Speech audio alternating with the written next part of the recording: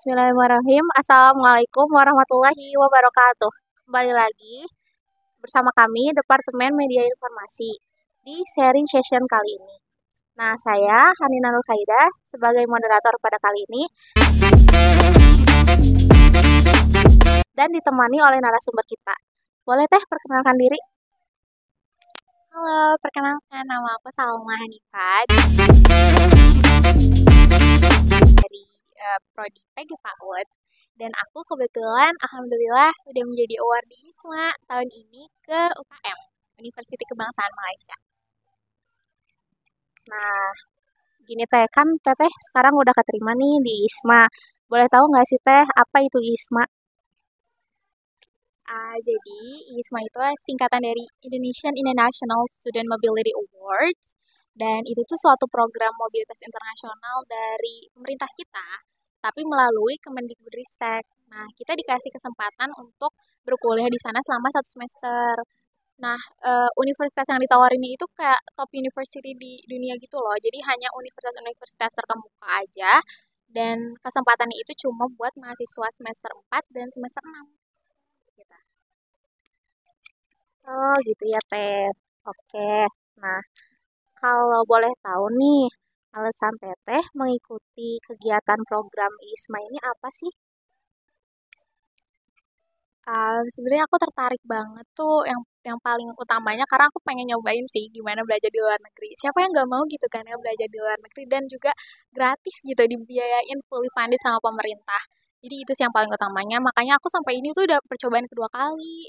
Waktu semester 4 aku udah daftar juga, tapi cuma sampai interview, terus nggak lanjut, nggak lolos.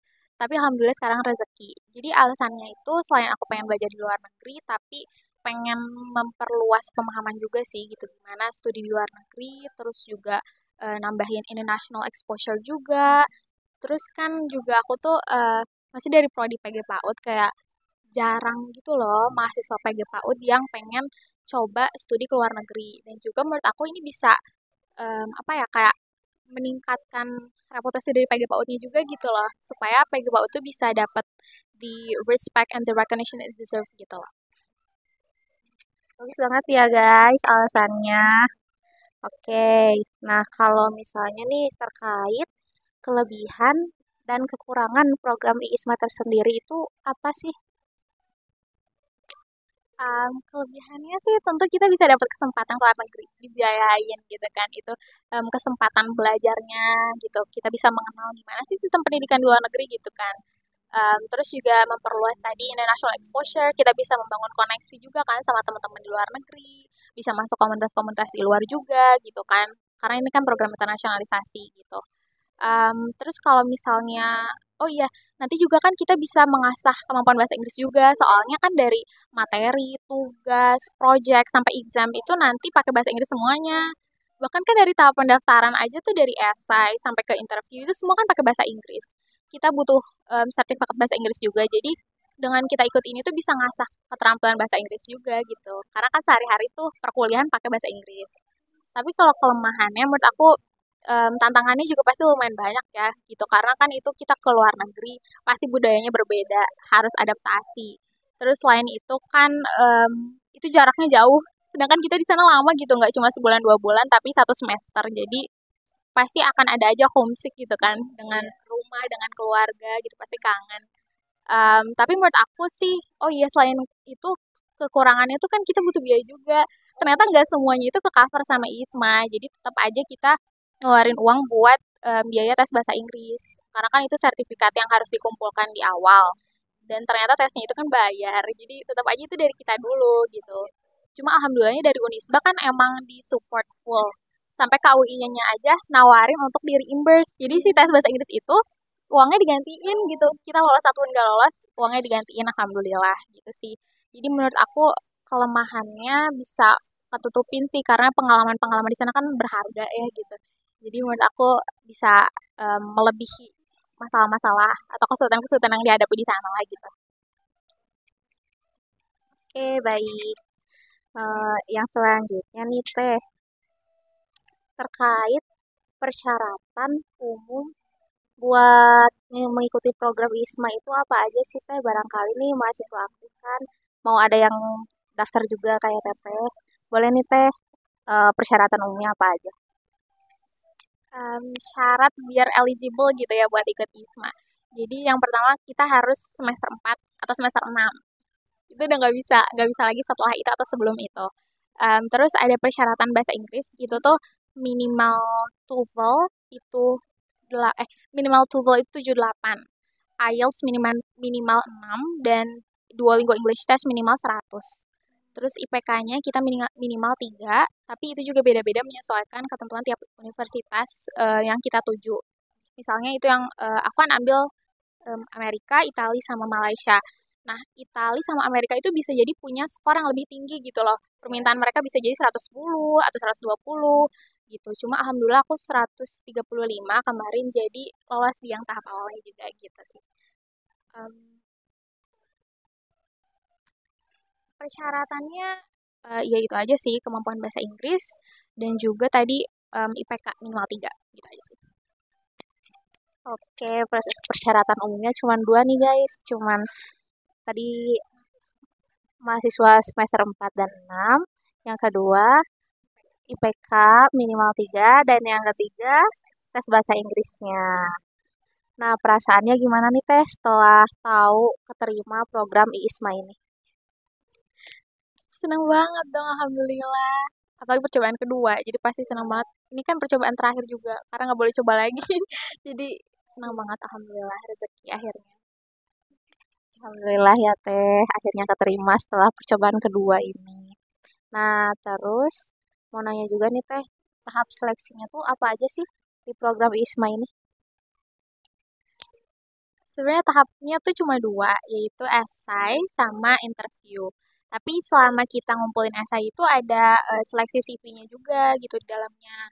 Nah, dari CV esai lalu lanjut ke interview itu sebenarnya kita harus melawan atau harus bersaing sama 14.999 orang lainnya dari seluruh Indonesia. Karena nanti yang akan jadi awardee itu cuma diambil 2.000 orang. Setiap tahun ini cuma diambil 2.000 orang. Iya, jadi ya gitulah kita harus bersaing walaupun tahapannya cuma dua itu, esai sama interview. Gitu aja seleksinya. Wah, hebat banget ya guys, dari 14.000 orang akhirnya keterima 2.000 ya, cuman keterima 2.000 ya. Hebat sih. Boleh nih, alhamdulillah ya. Terus kira-kira ada berkas khusus nggak sih yang harus disiapin gitu buat program ISMA ini? Berkas-berkas tambahan itu sebenarnya diminta setelah kita lolos esai. Setelah esainya lolos, baru kita diminta berkas-berkas yang dibuat itu cuma kayak SKBN, bukti kita ini nggak ada narkoba gitu ya, nggak pernah konsumsi narkoba. Terus juga SKCK, bukti buat menentukan kita ini nggak ada apa riwayat kriminalnya gitu. Iya, itu aja sih sebenarnya sama transkrip bahasa Inggris. Itu bisa diminta aja ke fakultas. Oke, nah itu berkas-berkasnya ya guys. Cuma ada 3 ternyata berkasnya. Nah, kalau boleh tahu nih, seberapa besar sih dukungan dari orang tua dan fakultas buat program ISMA ini? Sejujurnya orang tua sih support banget. Karena ini kan studi ke luar negeri gitu kan. Jadi kayak pasti meningkatkan kualitas CV juga gitu ya. Kayak CV-nya pasti lebih keren kalau misalnya kita ada pengalaman ke luar negeri. Cuma memang orang tuh lebih mempertimbangkan pilihan negaranya sih gitu. Walaupun aku kan pilih host uninya itu ya menyesuaikan coursesnya apakah sesuai atau enggak dengan jurusan aku sekarang. Tapi kalau orang tuh lebih fokus ke gimana itu nanti negaranya apakah minoritas atau enggak nih gitu kan. Tapi aku karena memikirkan coursesnya ini sejalan atau enggak sama prodi, jadi aku ambil di Michigan State University sama A2. Nah, yang terakhirnya ini baru University Kebangsaan Malaysia. Nah, Oke, em, kalau dari fakultasnya sendiri tadi, iya, support fakultas sih alhamdulillah nggak dipersulit gitu ya kalau kita bikin apa surat pernyataan pasti butuh banyak tanda tangan gitu kan ke rektor, ke warek, ke dekan. Jadi alhamdulillah sih nggak dipersulit gitu alhamdulillah. Oke guys, itu dukungan dari orang tua dan fakultasnya ya. Nah yang selanjutnya nih, eh, ada nggak sih teh, misalnya prestasi-prestasi teteh nih, nanti di CV-nya juga nih kan pasti dicantumin nih, diseleksi. Nah prestasinya, teteh prestasinya punya apa aja nih? Biar kita tahu ya. Iya karena dimasukin di kolom CV itu kan ya. em, Prestasi aku tuh sebenarnya nggak aktif di organisasi, jadi nggak ada pengalaman di organisasi atau komunitas. Tapi aku tuh fokus di lomba-lomba English speaking competition gitu, kayak speech, terus news reading, terus ada storytelling juga, kompetisi-kompetisi bahasa Inggris gitu. Sama aku tuh tutoring bahasa Inggris gitu sih, di online di Sandal Ilmu sama Inggris Bersama. Dan itu aku masukin sih, sebenarnya nggak harus prestasi kayak juara apa, tapi kayak apakah kita ini udah punya pengalaman-pengalaman memberi kontribusi positif gitu loh ke lingkungan sekitar kita gitu sih. Oke, wah ternyata prestasi-prestasinya bahasa Inggris ya. Oke, terus kalau boleh tahu nih teh, tanggal keberangkatan teteh nanti itu kapan sih? Jadi misalnya dari sininya tanggal berapa, nanti sampai di sana, terus sampai balik lagi ke Indonesia tuh sampai kapan gitu? Sebenarnya tiap host university itu beda-beda. Temen-temen kita di fakultas psikologi itu dia berangkatnya 1 bulan sebelum aku. Aku tuh berangkatnya bulan Oktober, dari 4 Oktober sampai 23 Februari. Aku balik lagi Februari ke Indonesia. Tapi kalau negara-negara lain, universitas lain punya ketentuannya masing-masing gitu. Dan juga academic periodnya nggak semuanya 6 bulan ternyata. Kemarin itu ada yang ke Yale University, dan juga banyak yang ke Eropa. Universitas Eropa itu udah dari sekarang, dan akademik periodenya itu cuma 3 bulanan gitu. Jadi nggak semuanya 6 bulan, tapi tetap kehitungnya 1 semester gitu. Oh baik, ternyata guys, tiap universitas itu beda ya. Enggak satu semesternya tuh 6 bulan gitu ya. Ada yang 3 bulan, ada yang berapa bulan gitu. Oke, terus nih kira-kira spill nih biaya-biayanya apa nih gitu ya. Yang ini kan gratis nih, ya kan, ke luar negerinya. Nah itu ada nggak sih teh biaya tambahan lagi, bayar sendiri kah? Atau emang udah di cover semua gitu? Terkait biaya, sebenarnya ada biaya yang dikeluarkan untuk English test itu. Tapi itu yang alhamdulillahnya di cover sama KUI. Jadi aku udah ngeluarin dulu nih sampai nilainya keluar, baru deh digantiin ada reimburse gitu dari KUI. Tapi selain dari itu mungkin pengeluaran tuh buat berkas yang SKBN, SKCK itu ada biaya yang harus dikeluarkan sendiri, gak digantiin juga dari ISMA-nya atau dari KUI, tentu enggak. Tapi selama di sana yang dibayarin itu dari travel cost, terus tuition fee sama living living cost dibayarin sih. Berarti itu udah mencakup semua ya teh. Iya. Itu juga tes yang bahasa Inggris, meskipun emang tadinya bayar sendiri, dibayarin juga kan, digantiin uangnya ya. Oke, terakhir nih tips keterima program ISMA ini apa sih teh tipsnya? Em, Sekarang kita saingannya banyak, banyak Banyak banget, belasan ribu gitu kan. Jadi menurut aku di esai itu kita harus menegaskan bahwa kita tuh punya value yang berbeda dari yang lain gitu. Gimana kita tuh bisa unik, dan esai kita tuh nggak bikin bosan asesornya gitu. Karena kan dengan ribuan orang lain kayak, ih bosen deh ini terus aja nyeritain prestasi gitu kan. Pasti bosen, pasti semua yang daftar juga mahasiswa berprestasi gitu. Jadi gimana kita bisa menunjukkan keunikan kita dan value yang emang dibutuhkan sama ISMA tuh yang seperti apa sih? Nah, kita tunjukkan dan kita tekankan di bagian situ. Dan juga di interview juga sama sih, kita nunjukin lebih ke personality kita seperti apa, apakah kita ini karakter yang dibutuhkan oleh ISMA, apakah kita bisa memberi kontribusi nantinya kalau kita keterima. Karena kan mereka ngasih biaya gede gitu ya, jadi pasti mereka juga pengen memastikan bahwa yang dapat ini layak gitu. Jadi gitu sih, tekankan value diri, tekankan keunikan kita gitu.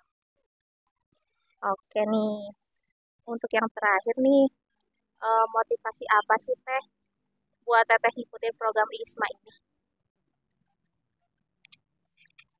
Karena aku mikirnya sih kalau misalnya kita ikut studi ini, bukan cuma kita belajar ke luar negeri dan meningkatkan nilai apa ya, kayak value diri kita, tapi juga menurut aku ini sebuah kontribusi kita sih gitu. Kan kita dari FTK nih, dari jurusan dari Fakultas Pendidikan gitu. Kita dengan ini bukan cuma meningkatin value diri, tapi meningkatkan apa ya, kayak kontribusi kita untuk memperbaiki kualitas pendidikan di Indonesia juga gitu. Jadi balik lagi ke niat masing-masing gitu, gimana kita mau memberi kebermanfaatan ke orang lain melalui apa, dan kalau aku salah satunya dari program internasional ini gitu sih. Oke, bagus banget ya motivasinya nih guys.